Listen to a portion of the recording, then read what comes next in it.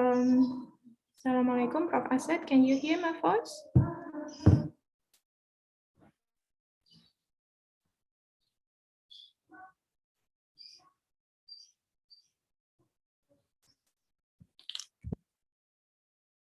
I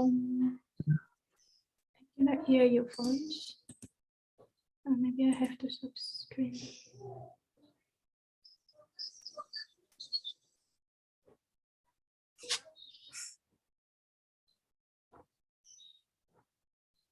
Assalamualaikum, everybody. Welcome to our Sunday talk. We will start in a few minutes.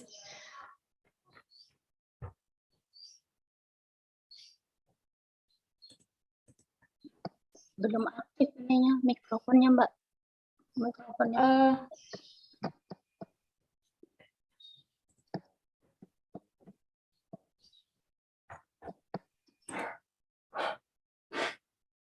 जी बंद हो गया है।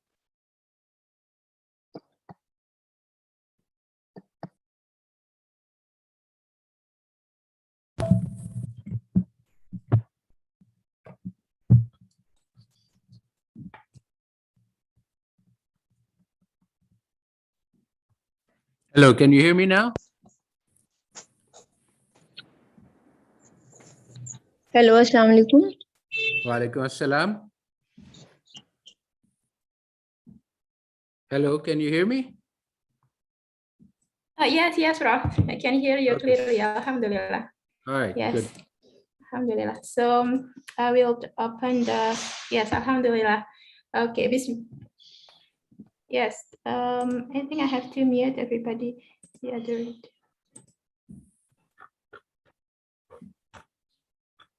Okay, I will open. Okay.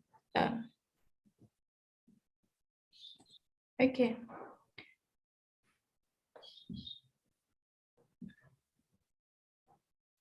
Right, you want to start or are you going to Yes. wait? Yes. There is a dubbing, other voice in, okay. Bismillahirrahmanirrahim. Assalamualaikum warahmatullahi wabarakatuh. Rabbi sahri sadri wa yassirli amri wa hludata min lisani yafqahu qawli. Alhamdulillah. First of all, praise to Allah subhanahu wa ta'ala for giving us the opportunity to having our Sunday talk here, attend the lecture by our Professor Dr. Asad Zaman. So we are going to have the topic for today discussion is about decolonizing our minds. So this is our third meeting, our third session of Sunday Talk. Thank you for those who attend this Zoom platform. For those who cannot join this Zoom, you can also visit and also attend the lecture to our YouTube channel. So today, inshallah, we are going to discuss about the topic is decolonizing our minds. So alhamdulillah, our professor is here. Professor Dr. Asad Zaman graduated from MIT and also Stanford University, and he is currently the director of Uloom Umran and Al-Nafi online education platforms. So without further ado, I will hand over the platform to our lecturer, Professor Dr. Zaman. You are going to share screen? Yes. Okay, the platform is yours, Prof. You can start. Jazakallah. Thank you for the introduction and arranging these talks. And today we are going to discuss what I think is the central problem the Ummah faces. It is not one of the side problems. This is the main issue. If we can overcome this problem, then all of the other problems can also be resolved, inshallah. But it is not easy to resolve.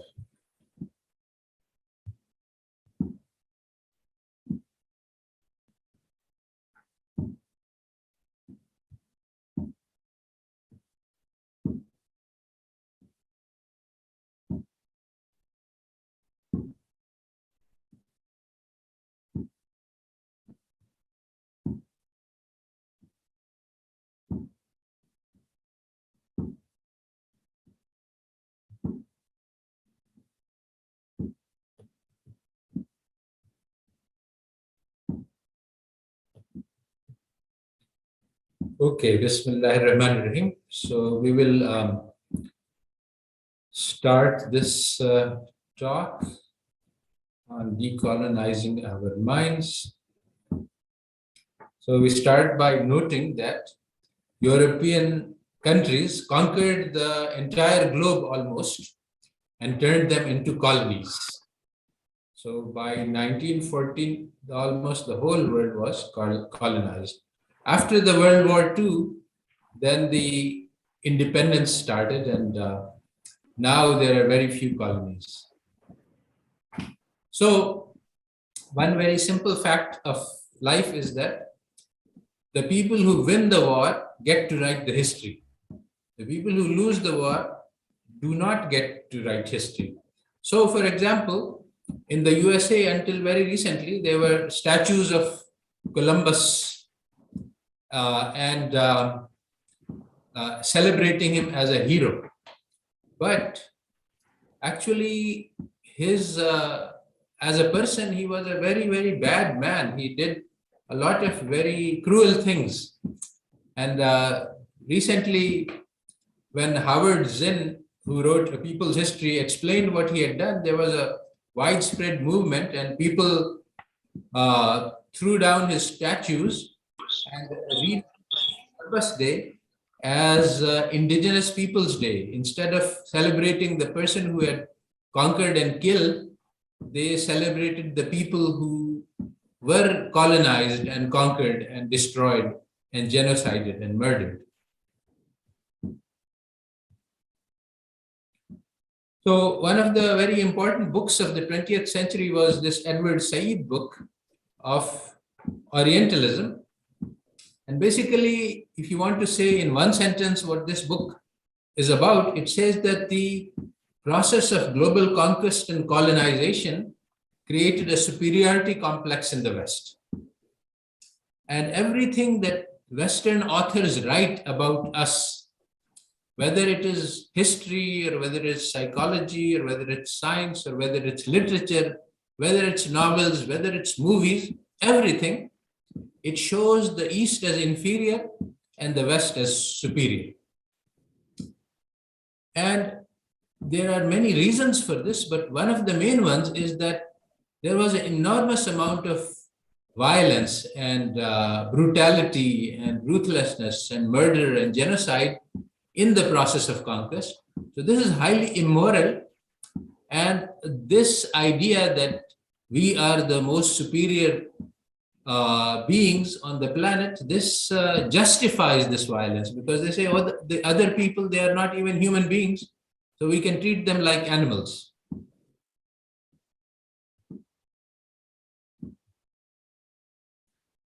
So basically, now we want to examine the opposite of the Orientalism. Orientalism talks about the West and their intellectual ideas. But what about the East? East, I mean the colonized world. And basically, history shapes our minds. So this history of colonization, just like it created a superiority complex in the West, it also created an inferiority complex in us. So I want to explain by a personal example how history shapes our mind. So this is my passport photo in 1980, and it shows that I have long hair. Now, if somebody in that time had asked me why I have long hair, I would have said, oh, everybody is doing it, I like it, so I do it too. I would not have known that this long hair is a response to the Vietnam War, in which 50,000 US soldiers were killed and many, many more Vietnamese were killed. This led to an anti-war movement, especially among students who were going off to die in Vietnam. And they rejected the values of traditional society. They said, we don't believe in these things that you are teaching us, and we're not going to die for them. And we want peace and love and happiness. And they grew long hair as a sign that they don't accept traditional US culture. So, but I had no idea about this. And similarly, I don't have a beard in this picture because even though in my cultural tradition of Islam, males keep beards, the colonization led to our admiring the West and so our accepting the ways that they dress. And since the West does not like beards in general, the norm is to shave the beard. So I was also following Western norms without knowing that this is why I'm doing it. People had asked me, I would have said this is a personal choice, but it was not really a personal choice. It was something that was imposed by the history of colonization. But also it shows that I'm not completely divorced from my culture because the clothing I'm wearing is a kurta and a vest, which is actually part of traditional Pakistani dress. So basically the key insight for us here is that colonization is conquest of minds. A handful of colonizers cannot govern without the assent of the people being governed. In Pakistan, there were only 1,000 British administrators and the population was in the millions. So 1,000 people cannot govern a million. So there is a class of people who has to be co-opted. This I call the coconut class, brown on the outside and white on the inside. And these people help the white people to govern their own race. They have to betray the values of their own race and act on behalf of the West to exploit their own people. So the key tool of this colonization of minds is to educate the people to love and admire the West and to hate their own heritage and their own people and their own traditions and their own culture. And one of the things that is taught to us is Tina. There is no alternative. West, capitalism, democracy.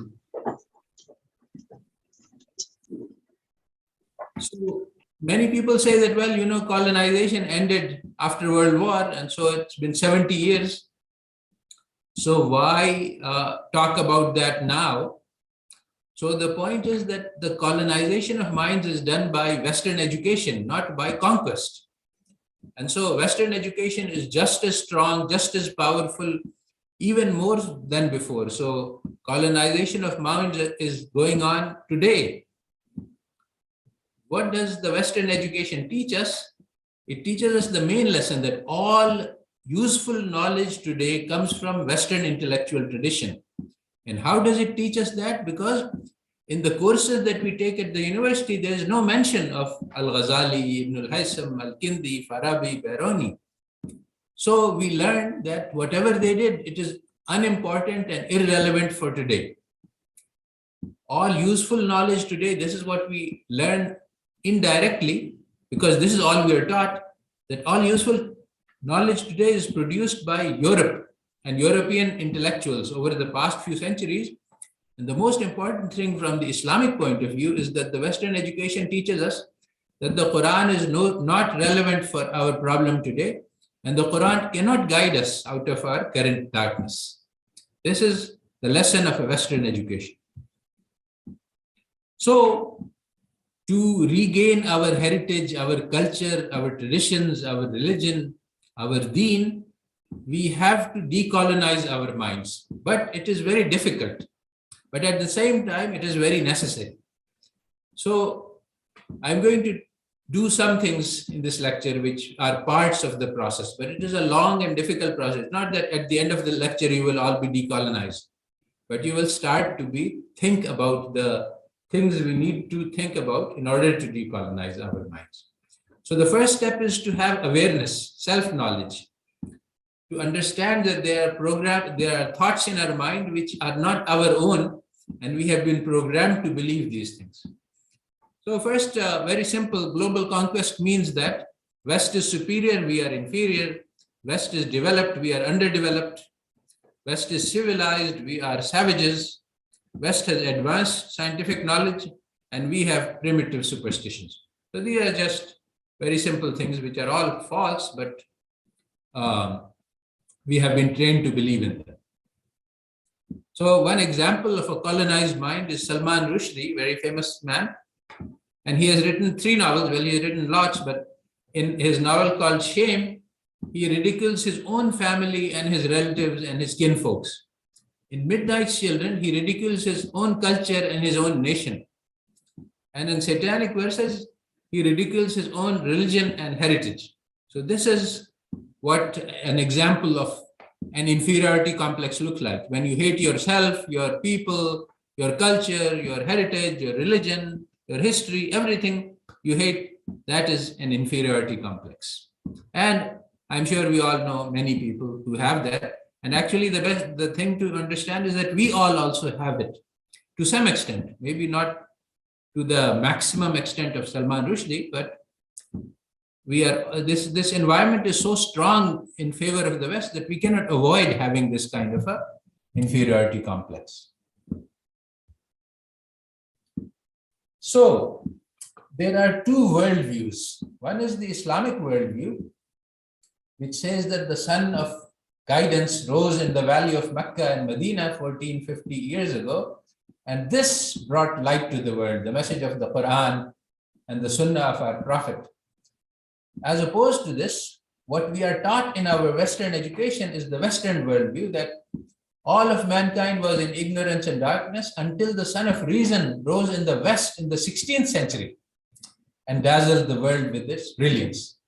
So basically, colonization of minds means that you give up the Islamic worldview and you adopt the Western worldview. And this is a consequence of Western education. And decolonization involves making the opposite journey, understanding that the Western worldview is wrong and going back to the Islamic worldview. So just to elaborate more clearly on what the Western worldview is, that basically the West is the only human beings. Everybody else are like animals. We are like animals. So even very recently, this is a picture of 1958 of a human zoo. And there were many of those where people from the East were put on exhibit just like animals for the people to watch. So here this little African girl is in a zoo and somebody is giving her some food from behind bars. So basically, George Orwell said in 1984 that how do you control minds? You tear the mind to pieces and you put them back together in the way that you would like. Because people who are not aware of their colonization, they will never fight against you. This is very important. I mean, colonization, the reshaping of minds is important to prevent rebellions against the West. And when we wake up, we will realize that the only thing that we have is the few cubic centers that is inside our minds, that is our mind. And basically, freedom is not, the choice is between freedom and happiness. To be free is uncomfortable today. It's easy for us to live according to what everybody thinks and the way everybody behaves, and accept Western domination and our inferiority, because that's where the tide is. If you want to act against it, this will lead uncomfortable life, because you have to fight against the whole structure and system which is currently ruling the planet.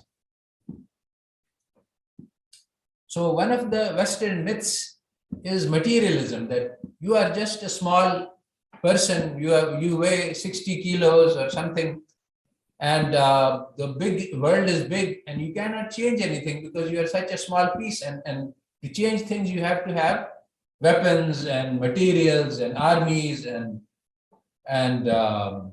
material asbab. But the truth is that we live in a world which is created by ideas. Ideas can change the world, and powerful ideas, revolutionary ideas like that of the Quran, did change the course of history. So today, the decolonization process involves putting the Europeans into the cage and looking at them Who are they? Why are they looking at us? And so we're going to start with a very brief history of Europe relevant to our current job. So how did the Dark Ages of Europe start? Basically, this happened when Emperor Constantine converted to Christianity and decided that the Roman Empire should have only one religion, and that should be Christianity. So then the decision was made to destroy all other types of knowledge. So in particular, the Library of Alexandria was burnt by a Christian mob, and many leading intellectuals were harassed or tortured or even murdered.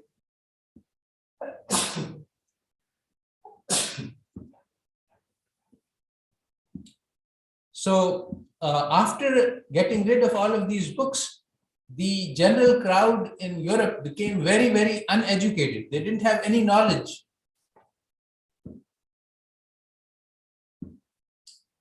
So some of the principles that went into the basis of the Western culture that we are trying to analyze today began with the birth of Christianity. And what happened in the Council of Nicaea, which was held under Constantine, that in order to create one religion, they had to do a lot of things, because actually Isa alayhi salam never claimed to be God. This is very, very clear and explained in this book cited here. But after a while, people started this idea that Jesus himself was God was created maybe 50 years after he was lifted to the heavens by Allah Ta'ala. And then this became the popular religion. But in order to make it the religion, in order to have it dominate, they actually forged books. They created books which are now part of the Bible, which are actually fabricated. They have authors which are not the ones that they claim to be. So this idea that it is permissible to tell a lie in order to advance the truth, this became part of the foundations of Western civilization. And this led to the need for dividing the religion. There was a religion for the elites, the people who know what is happening, and the religion for the masses, which is very different. And there's also the need for creating a double language. The elites and the priests, they know the truth, and they speak in a way that makes it difficult for the others to understand. So there are some technical terms which are used in the Christian literature, which avoid the simple terms like forgery and fabrication and lies. So this is at the basis of the Christian civilization. Just to compare, Islam teaches us, the Quran says that if you have to say something, you must say the truth, even if it is against your own interest and your own family and your own nation. So this is a very radical and revolutionary idea. And it's very different from the Western idea.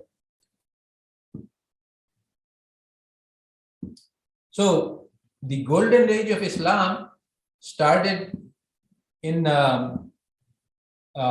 the coming of Prophet Muhammad ﷺ and continued for about 500 years. And one of the key messages of the Quran is Rabbi Zidni Ilma, to seek knowledge.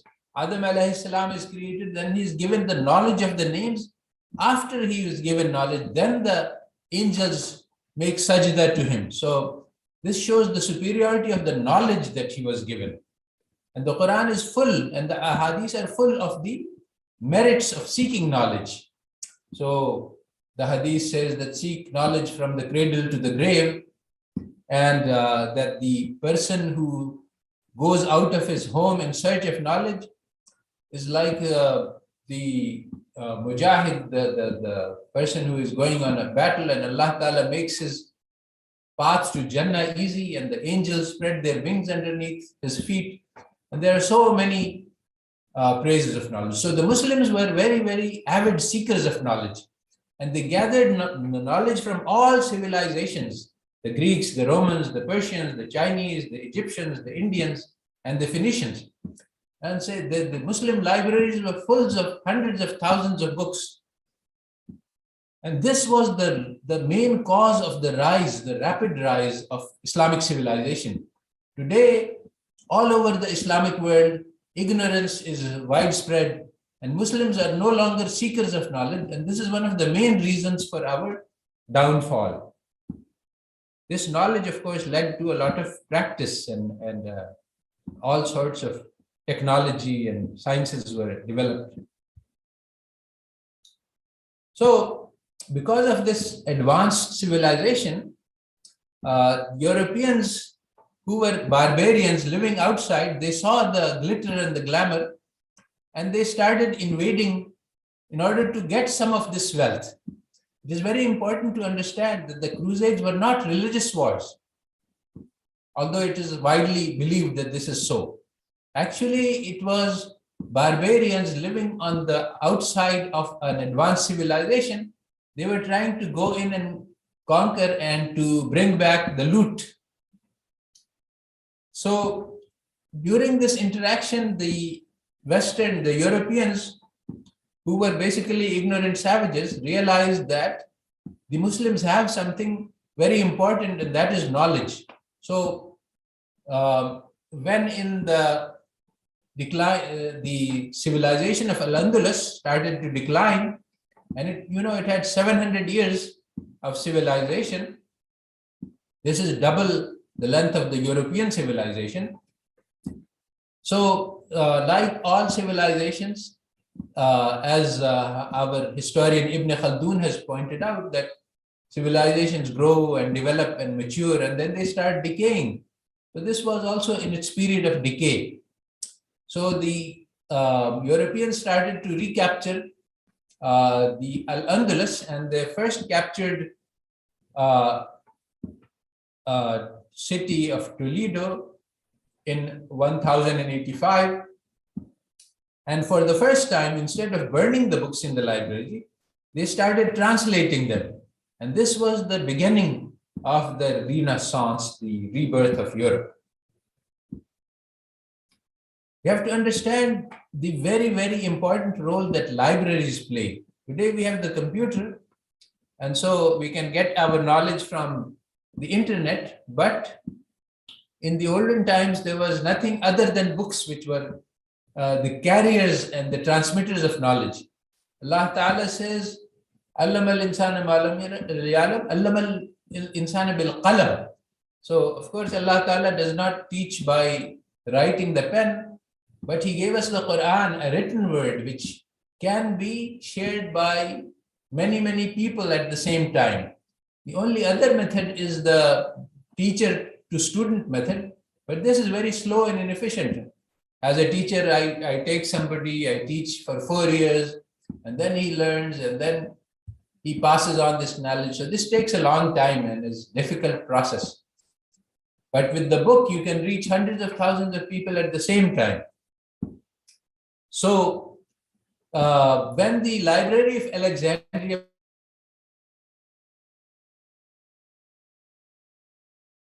libraries in Toledo, which had hundreds of thousands of books, then they started their journey towards knowledge.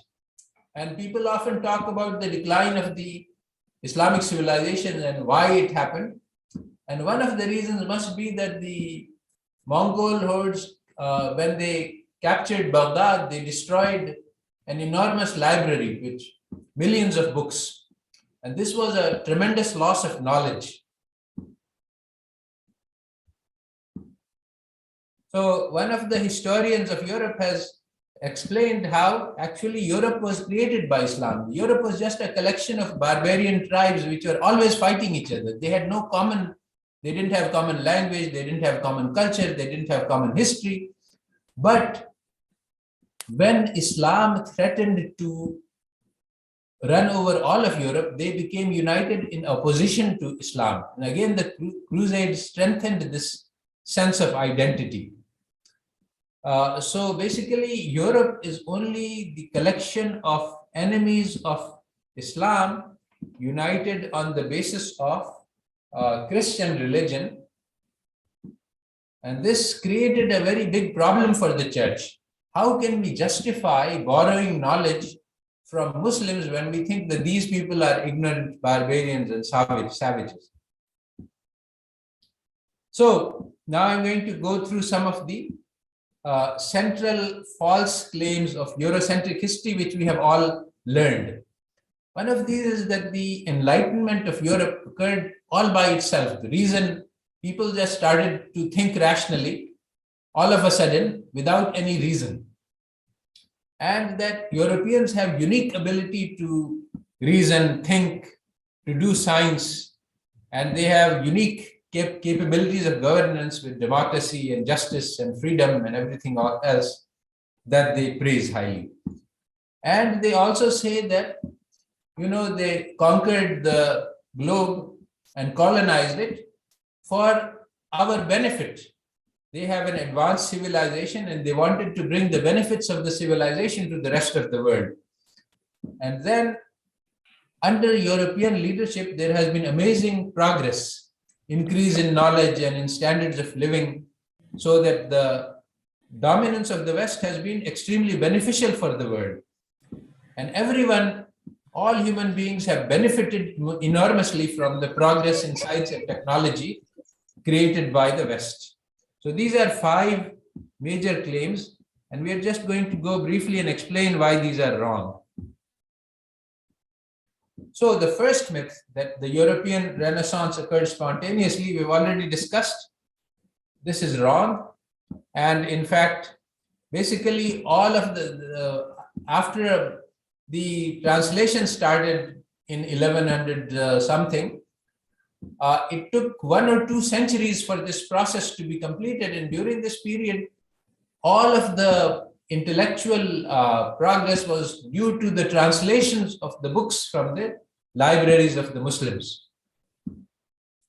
And so why do they deny this? Why do they? This is a very simple fact. Nobody can argue against it. It's very strongly documented. Well, if they accepted the idea that they got knowledge from the East, then this would make it difficult to justify what they did later, which was savage and barbaric killing of people all over the world and destruction of civilizations. They justify it by saying that we are the unique people who have knowledge and science. But if they say that we borrowed this knowledge, then they no longer have this justification. That's why they are forced to deny this idea. So it took them about 2 centuries to assimilate this knowledge, because the books that they were translating were in conflict with Catholic Church doctrine. So the church tried very hard to suppress this knowledge. But it kept coming and there kept being fights. And if we all remember the story of Galileo, who was tried for heresy against the church. And similarly, Copernicus and Descartes and many of the people who translated Islamic works, they were under trial for heresy and they were persecuted because they were getting their knowledge from the wrong sources. So as a result, the Europeans learned to hide these sources to protect themselves from Catholic persecution.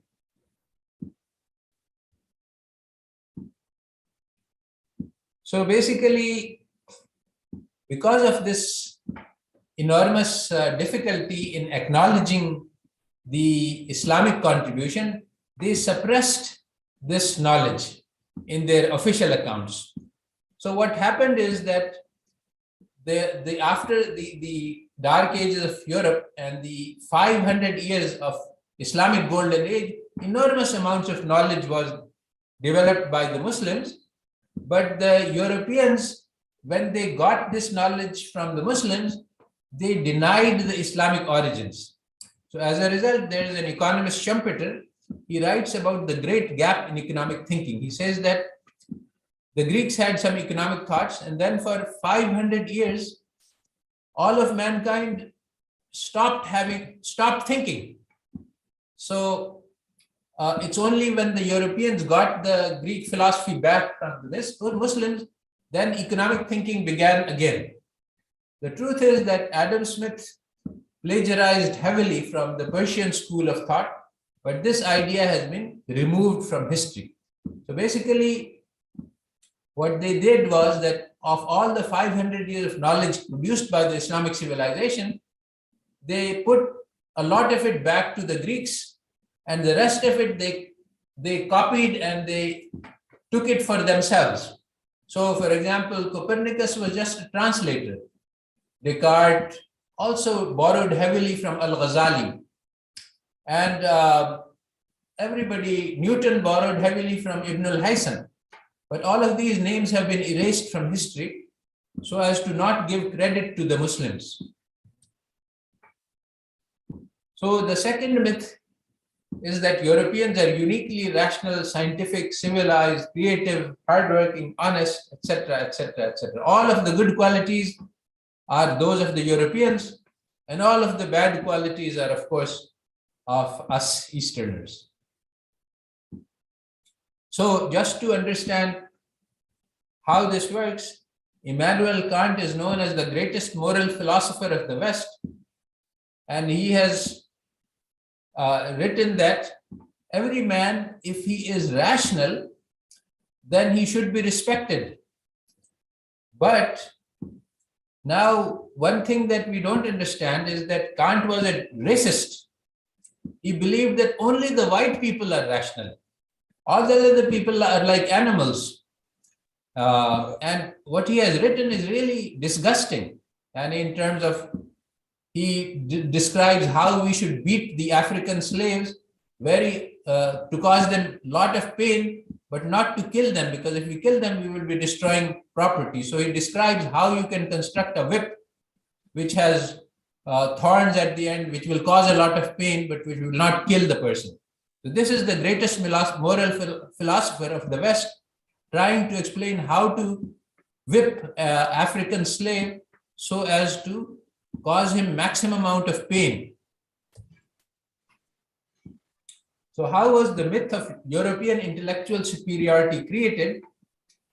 This is very important to our students in the East, because once they absorb this myth, they say, oh, we are from inferior civilization. We cannot think advanced thoughts like those of the white people, and so on. So they do not work hard. They do not realize that they can become world-class experts in any discipline on the basis of our own intellectual heritage of Islam and the Quran and the Ahadith and our intellectual tradition of al-Ghazali, Farabi, Ibn Sina, and all of these other intellectuals who are never mentioned by the West. So one of the key tools in creating this myth is called theft of history. And basically theft of history means that the intellectual accomplishments of other civilizations were taken by the West and claimed for themselves without acknowledging where they came from. One of the key books to read in this context, it's a very small book by C.K. Raju, and the title is Science Western in Origin. And the picture shows how the origins of knowledge in the West are rooted in Islamic discoveries. And he goes through different authors like Ptolemy and Copernicus and Euclid and Pythagoras. And these are celebrated as heroes in the West, but some of them did not exist and the others did not launch a revolution. They were just copyists. And one of the most startling claims that he makes is that calculus itself, which was the basis for the Newton's discovery, was stolen from Indian mathematics without acknowledgement. And he describes the details of how this was done. Newton himself said that I have stood on the shoulders of the giants to achieve what I did. And so these giants, the great intellectual accomplishments of the past, were from the Islamic civilization, but this part is not known. So I've explained how the deadliest weapon is fabricated history, which we have all absorbed. The fact that Europeans stole not just wealth, not just billions and trillions of dollars worth of gold and silver and other resources, but they also stole knowledge and they claimed it for themselves.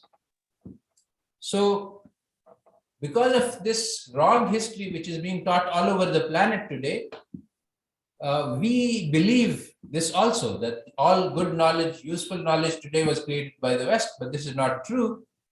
And decolonization requires us to reject this myth. But there is a serious problem, because this is a problem of today. All right, suppose that we agree that Europeans stole knowledge. That happened centuries ago. Now what? Today we are free and open and we can create our own knowledge. So how come we can't compete today? So what does it matter if they stole it or if they developed it? So this is a very important question, but I will defer the answer to that. And I have provided some answers in the Ghazali Project later.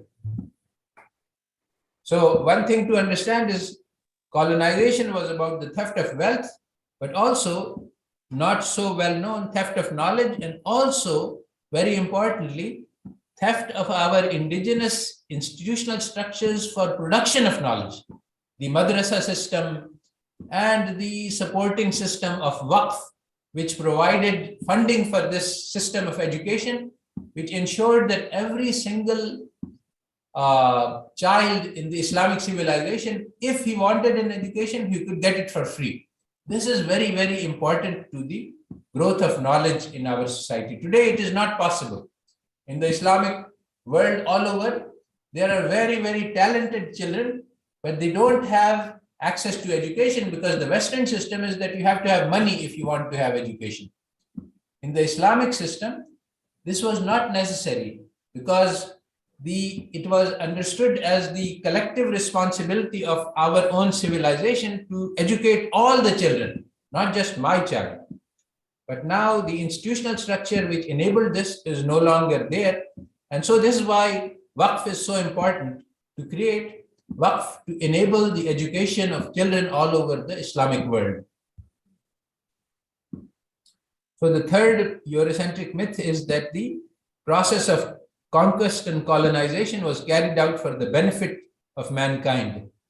So the story is that this was a civilizing mission, that West was civilized and we were ignorant and barbarian savages.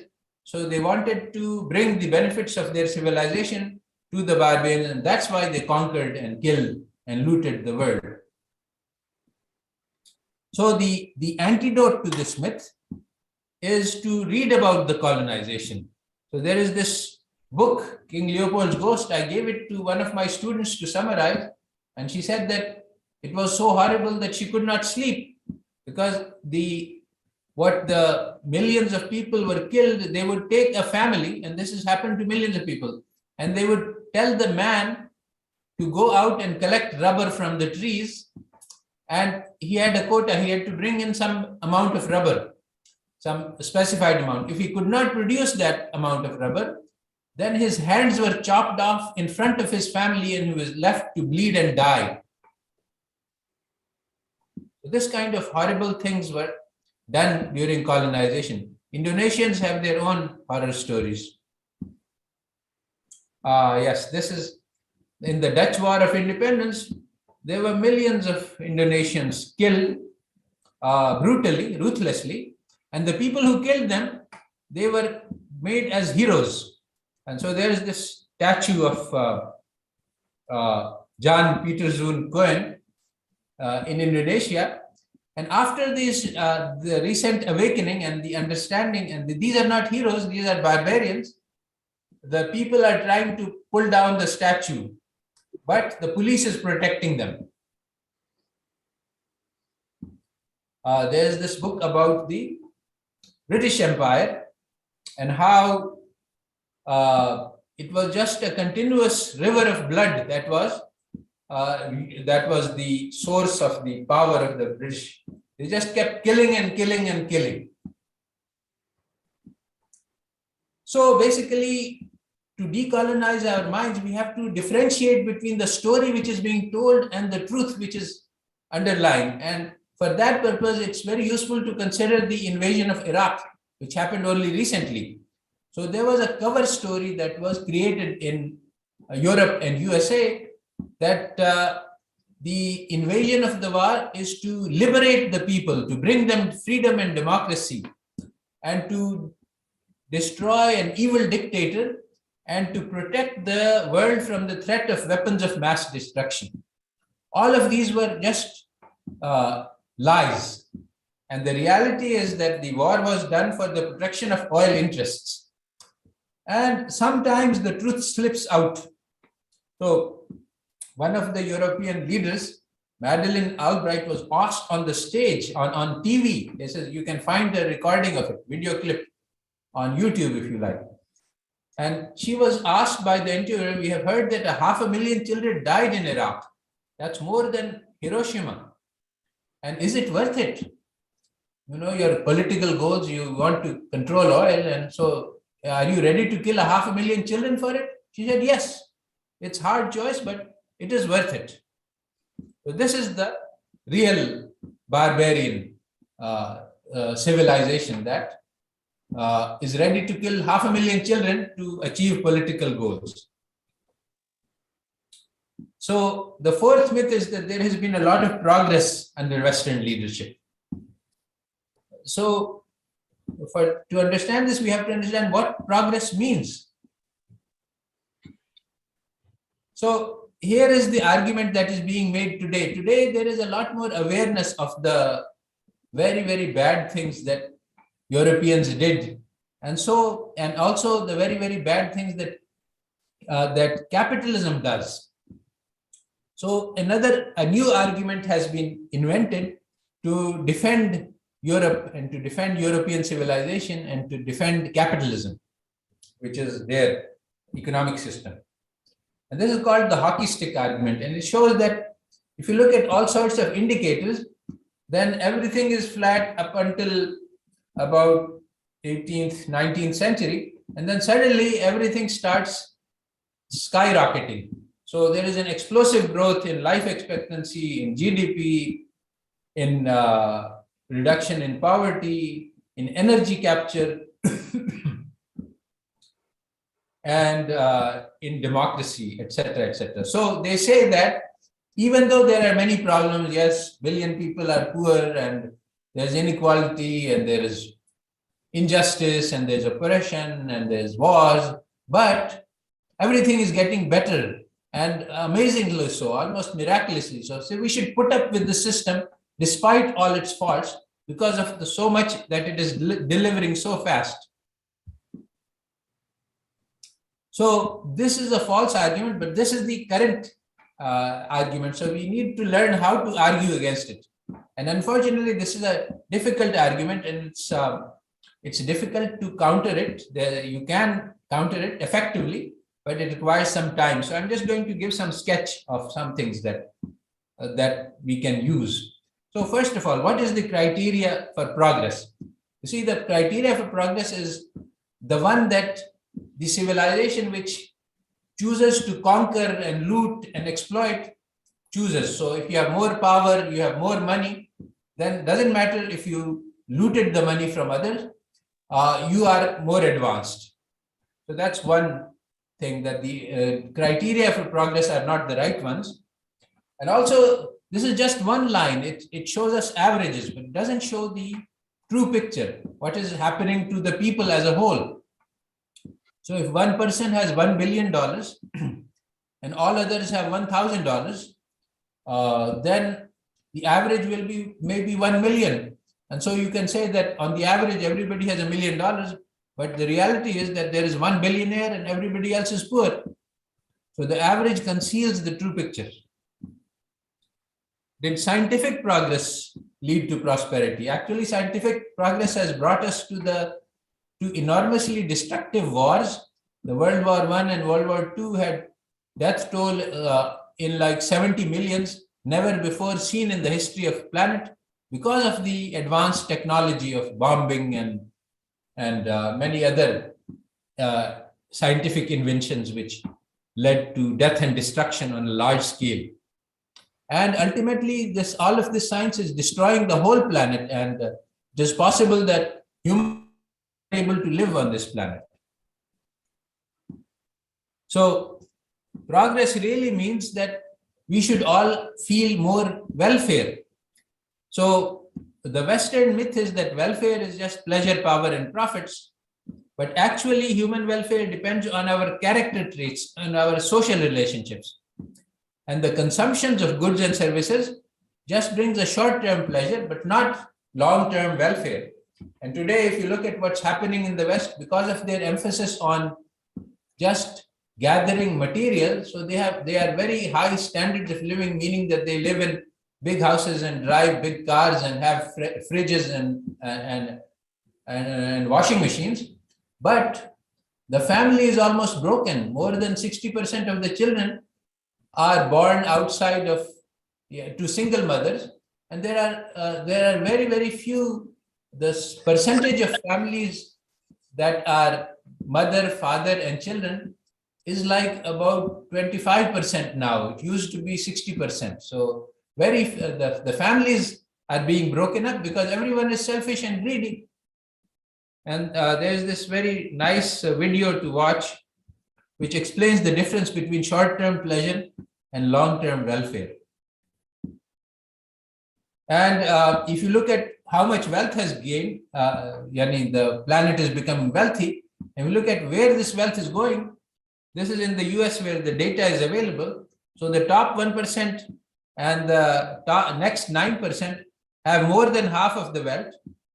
The upper 40% has most of it, and the bottom 50% has nothing.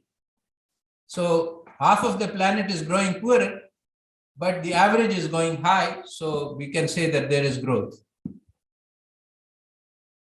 And similarly, this picture shows the deaths due to conflicts. And if you look at the upper line, you see that it's increasing and it's high historical levels. But if you look at the blue line, that's due to wars. So when they argue, they look at the blue line, which is the curve of deaths due to wars, and they say, oh, look, the wars are decreasing and we are living in a peaceful era. And this is true if you look at the blue line. But if you look at the total deaths due to the armed industry, then this number of deaths is massively increasing. So a lot of propaganda is made by using the wrong kinds of statistics. There is a famous aphorism that we have statistics, we have lies, damned lies, and statistics. The statistics are the worst kind of lie. And as an expert statistician, I can tell you that you can take any collection of numbers and make a model which makes it say anything it likes. So you can use any numbers to prove anything at all. Statistics is just a fraud by numbers.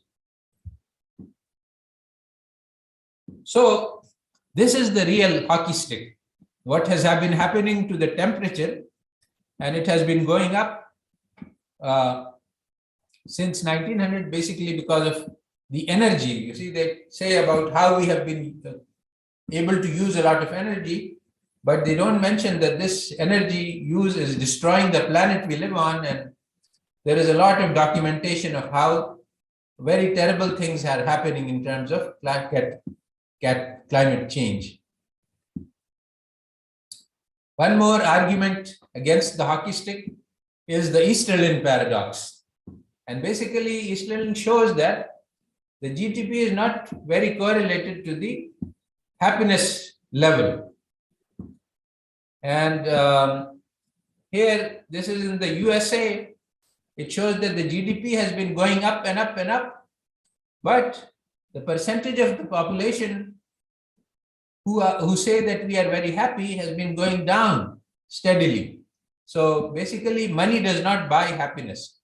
The second graph is a similar one of the countries, and it shows the happiness in the countries and also shows the income levels, the average growth rate in the income levels.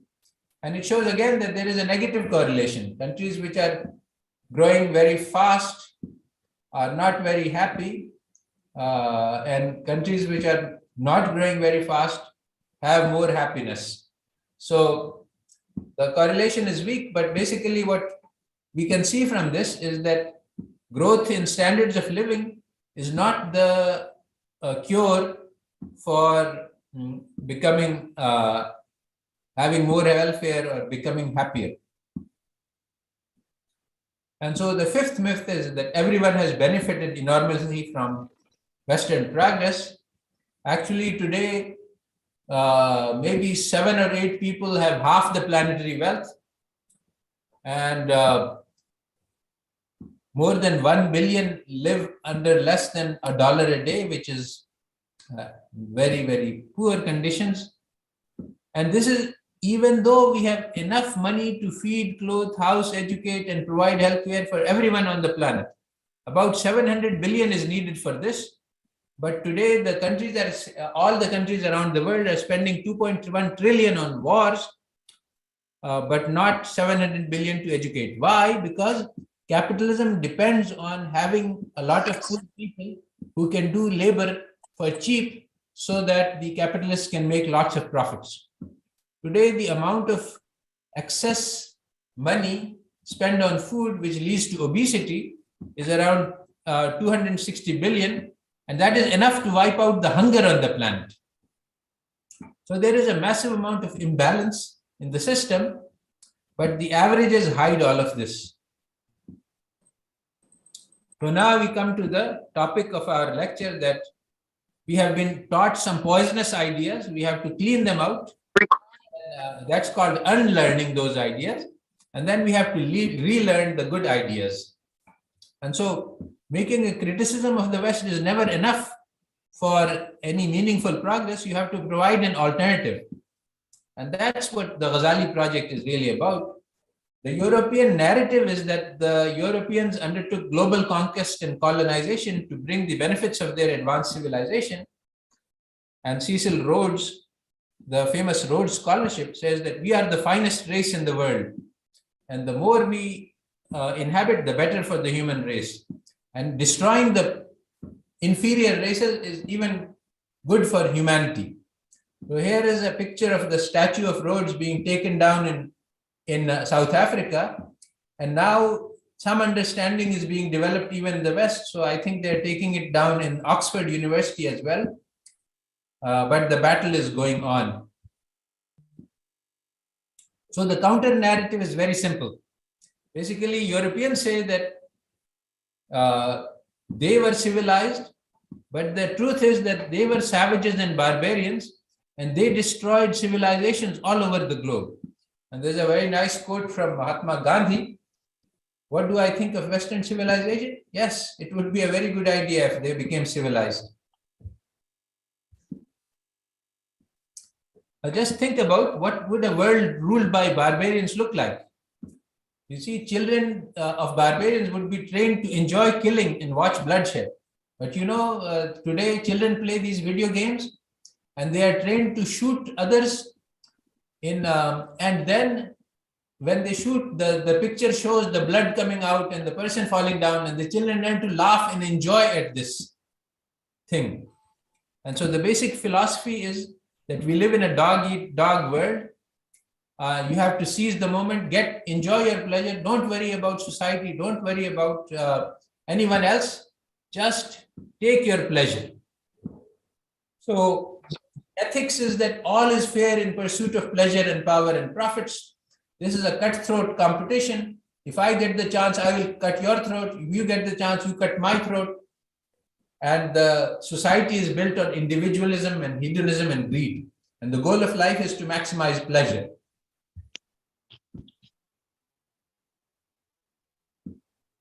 So the barbarian philosophy and training is that the pursuit of wealth overrides anything. If a person is dying and the shopkeeper has the medicine, he can say, okay, give me $100 and I will give you this medicine. Take away everything, take advantage of this. There is no social responsibility. It's not that if somebody is in difficulty, then all of us have the responsibility to help us, to help others.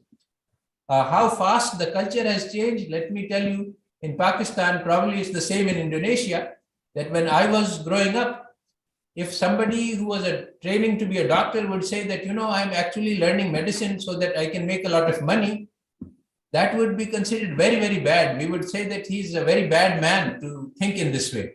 But today, if a medical student says that I am learning medicine in order to serve humanity, people will laugh. They will say, oh, he is naive and he is trying to fool us. So this is so much the world has changed, that making money is now the right thing to do, and trying to help other people and have social responsibility and provide service, this is a bad thing to do.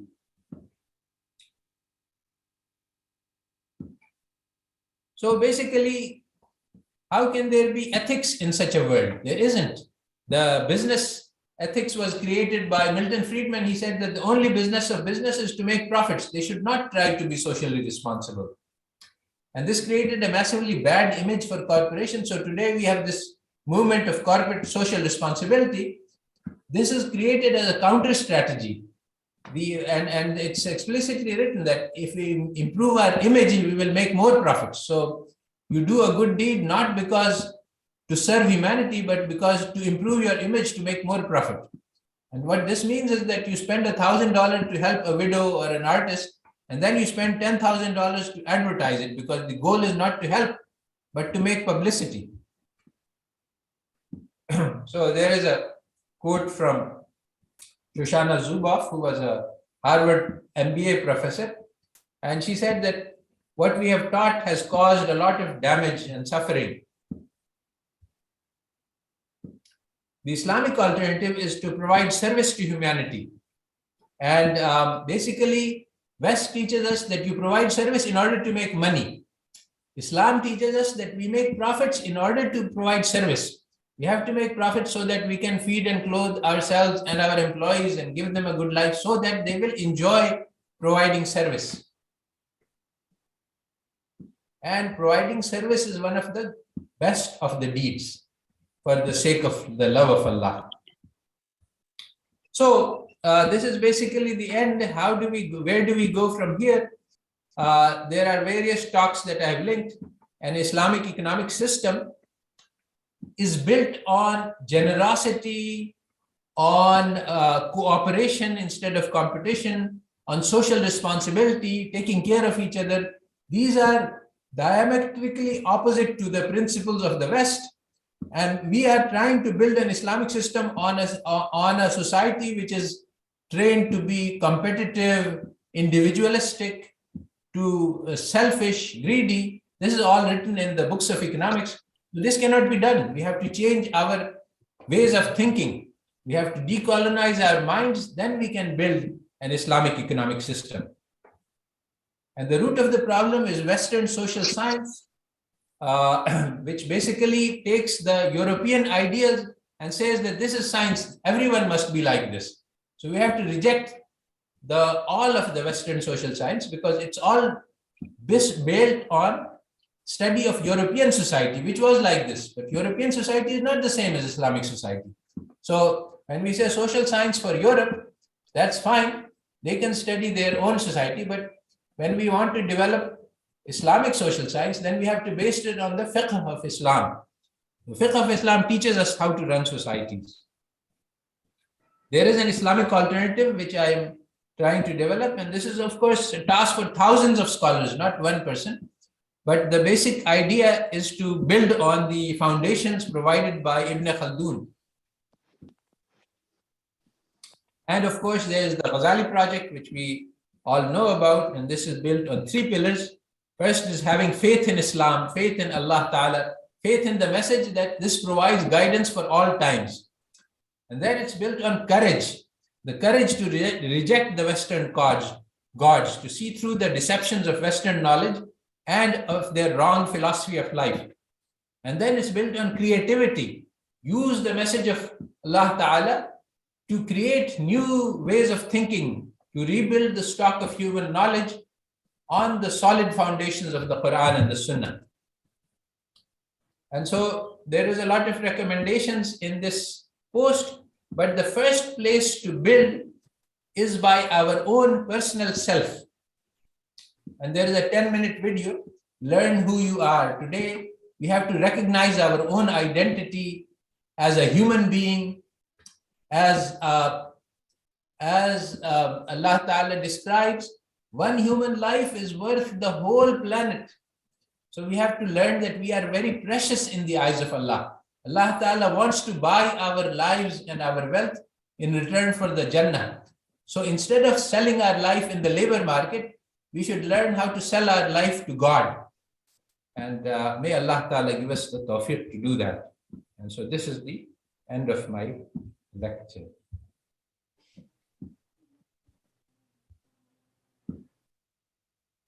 Yeah, mashallah.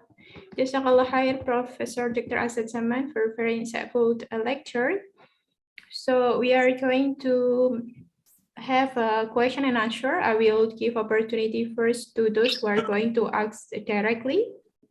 Those who have a question can raise your hand so that we can give you opportunity to give your question. While waiting for the question, there is a question in the chat box. Do we have the reprint of Toledo Library books in its original language in today's paper, Prof?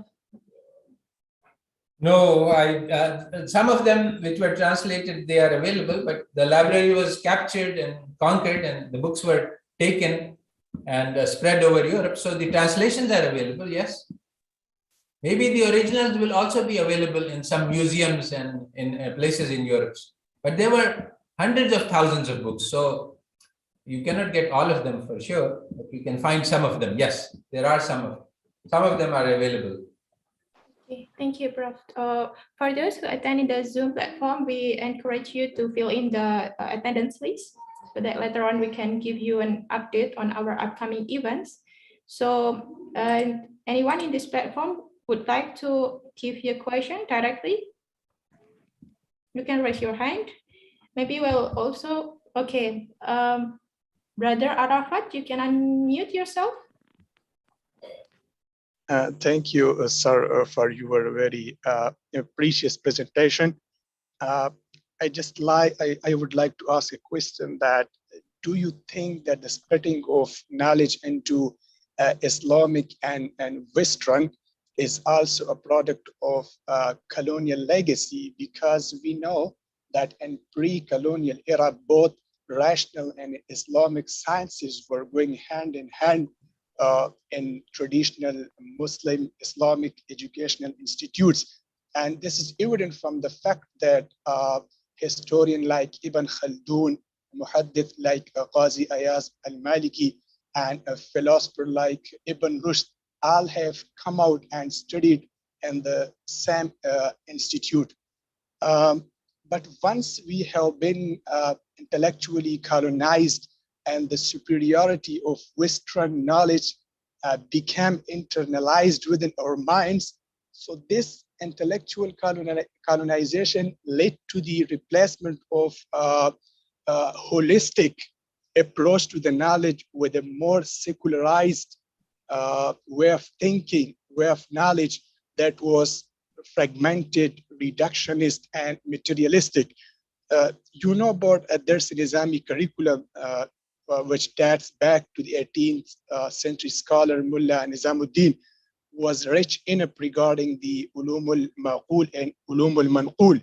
But after colonization, new schools were developed for modern sciences, and the reformers removed major portion of the maqulat from the madrasa system and narrowed the focus to the ulum al-manqulat. So what is your opinion regarding this? Thank you. Yes, this is actually a central problem. The theory of knowledge has changed. West introduced a new theory of knowledge, which is completely alien to Islam. The idea of secular knowledge, that there is a worldly knowledge and there is a religious knowledge. This is false. There is no such division in Islam. All of knowledge is only one knowledge. Whether we study the names of things, that is also religious knowledge. Whether we study biology or physics, this is also religious knowledge. Everything is religious knowledge. But in the West, the idea, because they rejected Christianity, then they created this separation, this division, that economics is secular. This is ridiculous because, and actually, you know, Adam Smith was a professor of moral philosophy. Economics was a branch of moral philosophy. And of course, moral philosophy is something which comes from the religion.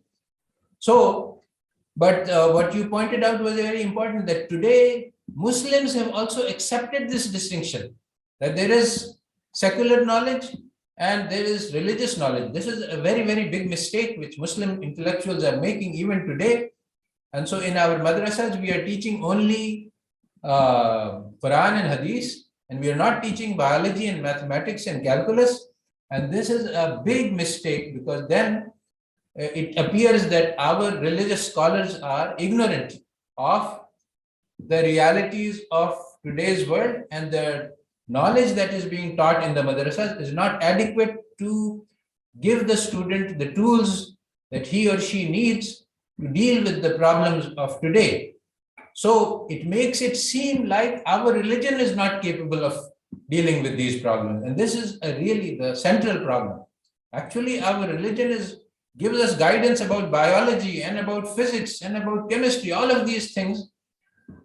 When you see in the light of the nur of Iman, you understand them much better than the West can understand, but nobody has done it. So this is actually an open challenge for us today. This is the Ghazali Project. Ahya Ulumuddin is to look at our religious heritage and use it to develop the so-called Western sciences, which are all built on the wrong foundations, and to redevelop them on the Islamic foundations, to redo the whole structure of human knowledge. So yes, I think that I agree with you fully. MashaAllah, Jazakumullah khairan for Prof. Asad and also Brother Arafat. Other have any questions to ask directly?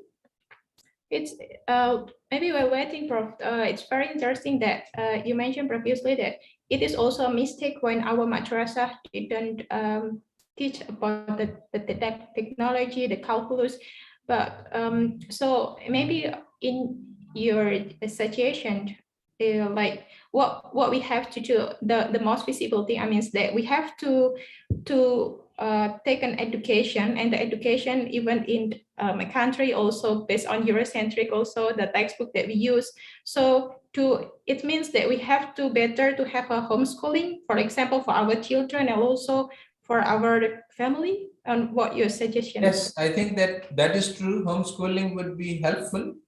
But the resources to do that are just being developed today, because we don't have an alternative. We don't have an Islamic approach to physics, which explains how the miraculous creation of the universe is a sign, an ayat of the creator.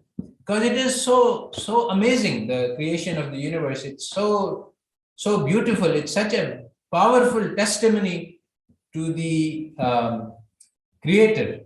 That if you study it properly, you will say, Tabarakallah ahsanul khaliqeen. This is what the ayat is telling us, that he is the best of the creators. And the physics is a testimony, but no current textbook teaches physics in this way. Similarly, economics, this is all rot and garbage. This is built on the worship of the nafs. And we need to explain how this current economics is garbage and how Islam provides us with a much better way of thinking about economic problems. And actually, I am in process of developing a statistics textbook, which shows that I'm almost finished with this, that the whole, for 100 years, they have been studying statistics in the wrong way. And that is why statistics is built on lies and lies and more lies. And it can be used to prove anything. and it is a deception, you can do statistics properly so that it is not so deceptive. And that is if you do it on Islamic foundations, and I'm basically doing that. And also we can do the same in economics. These are the two areas I know, but I want to encourage all people in all fields. And also, once these courses are developed, then we will need to encourage teachers in the Islamic world to use these courses, because everybody who is a teacher, he has been trained in the Western tradition. So they will be uncomfortable in switching and saying that everything I studied so far was wrong, and we need to do it in a different way. But this is what we will need to do. And very soon, inshallah, within a month, I should be finished with the statistics course. And then we will ask, this will be part of the Ghazali Project, for people to go and take this course to teachers and ask them to adopt this course in place of the Western courses. Okay, I think we have a question from Ashar Humayun. Yes, Do you have economic Assalamu models? alaikum, Dr. Saab. Walaikum Yes. assalam. Please, Mr. Asar, you can unmute Yes, yourself. yes, I'm here. Jazakallah. So, Dr. Saab, yeah, thanks a lot for your insight about these, the whole thing. So, I mean, I just wanted to share that doesn't matter, and as I understood from your comment, that doesn't matter whether I study biology or statistics or even theology, as long as I'm after the truth, that my goal is to find the truth, then not only that I will excel, and that will generate a lot of kind of different folds of that science itself, but also create aesthetics along with that. And through the same biology, I'll kind of get the closer to Allah subhanahu wa ta'ala, I mean, that one can get through fiqh. That is how I it just wanted should your be. comment on that. And that is how it would be if these courses were designed and structured properly. But today, because we have all Western textbooks, these textbooks are laced with atheism and with Western superiority and with lots of toxic messages.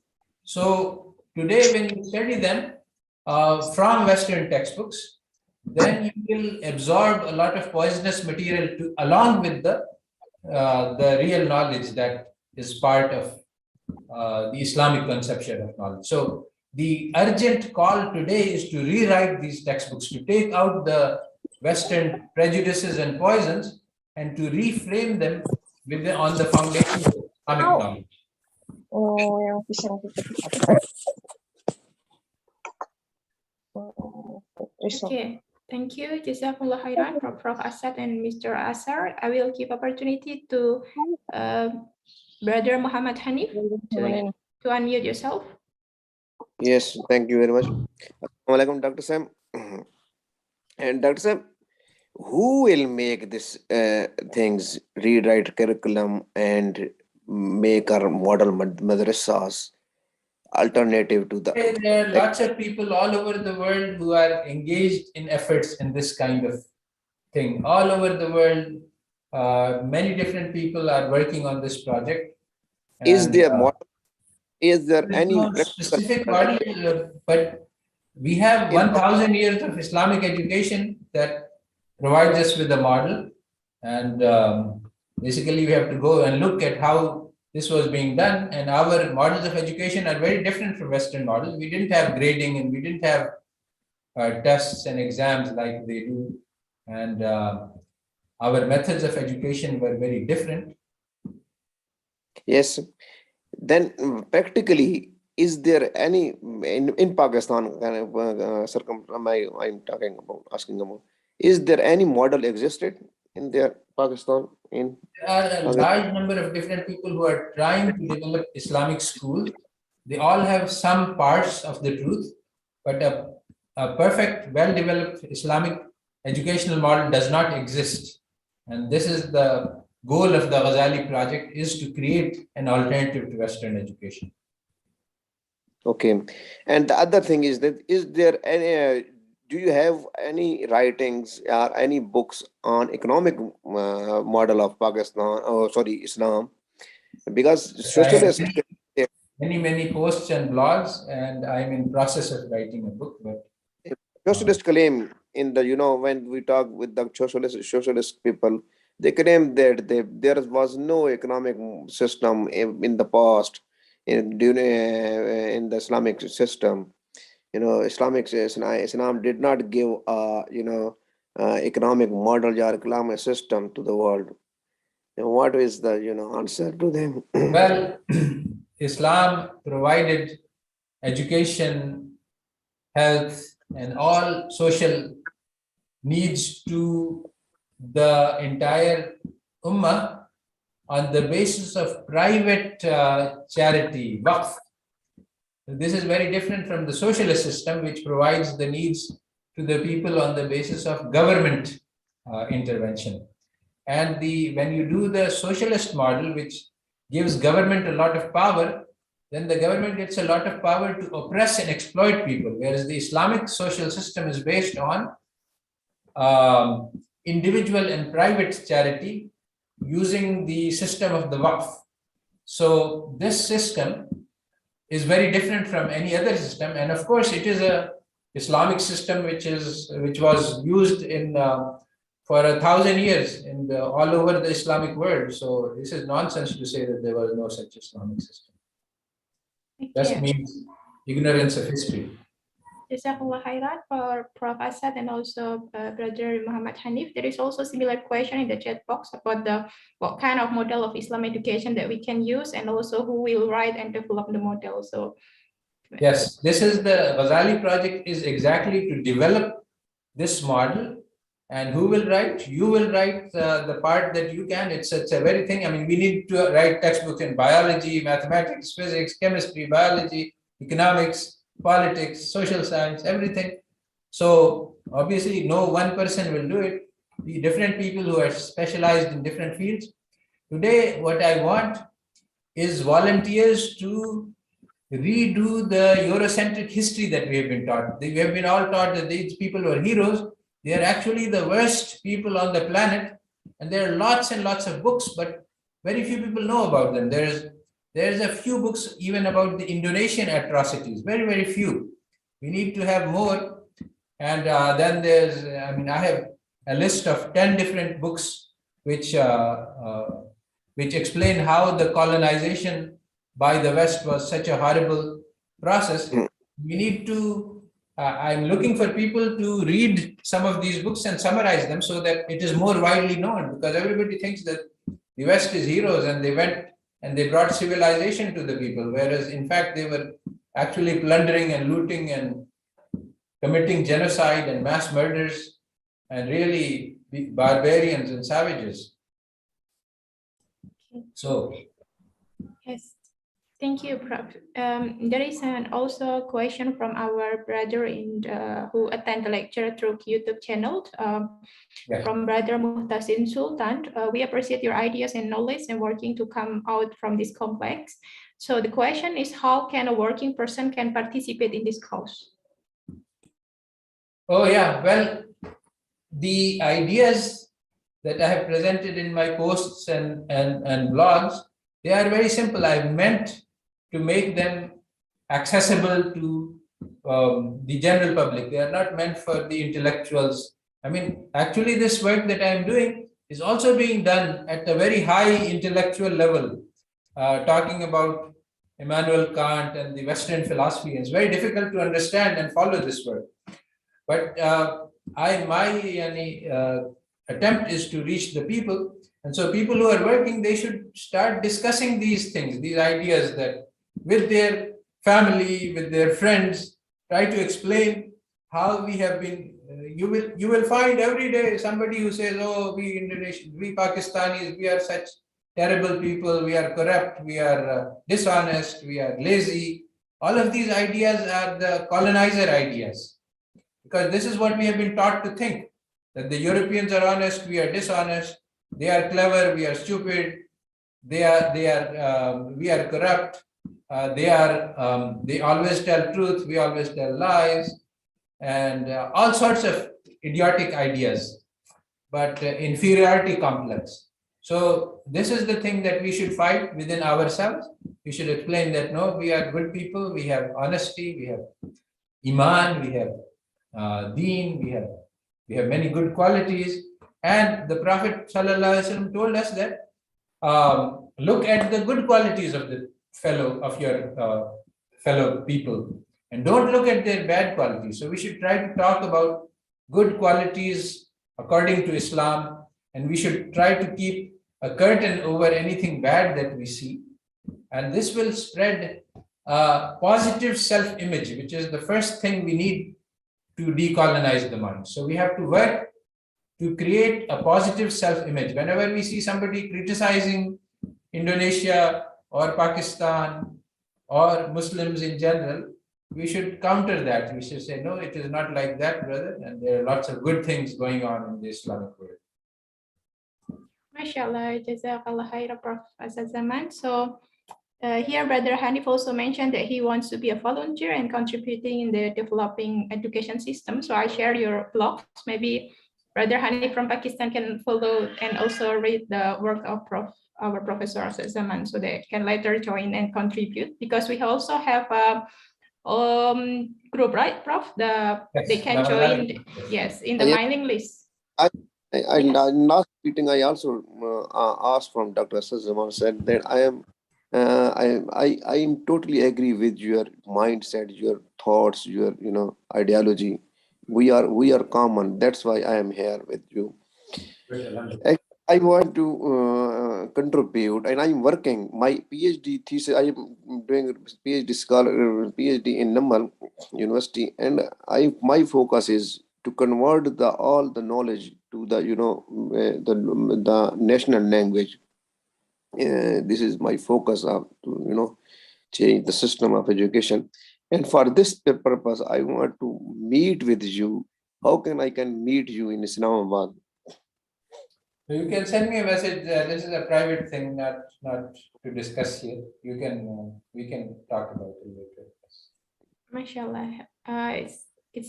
Thank you so much, everyone, for those who are attending until the end of this session. It's very interesting discussion. Inshallah, we will have another talk in next month, inshallah. So those who are interested to join, we encourage you to read the work of our professor in his blogs, and also from those who are joining our Indonesian friends, you can also follow our media social at Ghazali Project, and also our website, because we are already translating the work of our professor to our bahasa, so that those who are having challenge with the language, you can also access the material, inshallah. Yes, you can fill in the attendance list so that later on we can share to you the upcoming program. Inshallah, we will have a monthly discussion like this one. So you can fill in the team already shared the link in the chat box. I also reshare in the text box so that you can fill in the links. Jazakallah khairan for our Professor Dr. Asad Zaman for sharing very insightful lectures, and also Jazakumullah khairan for the teams, the Ghazali Project Indonesia, and also the attendants who also attend in this Zoom platform and also in the YouTube. See you inshallah next month. And I maybe just a summary from our lecture today. So the most important things that we have to do is we have to we need to have awareness about the colonization of the mind, so that we have to learn, unlearn, and also relearn our Islamic teaching, or our Quran and Sunnah have a very prestigious things that we have to learn as Muslim, especially. So in those who are going and have interested to contribute, you can join the Ghazali Project. Maybe those who are joining for other countries can also initiate the similar project, this one in your country, so that you can give and also invite more people to get this awareness also. So thank you so much for your attendance. I apologize for any inconvenience, and see you inshallah next month. Jazakumullah khairan. Wassalamualaikum warahmatullahi wabarakatuh. Waalaikumsalam warahmatullahi wabarakatuh. Assalamualaikum.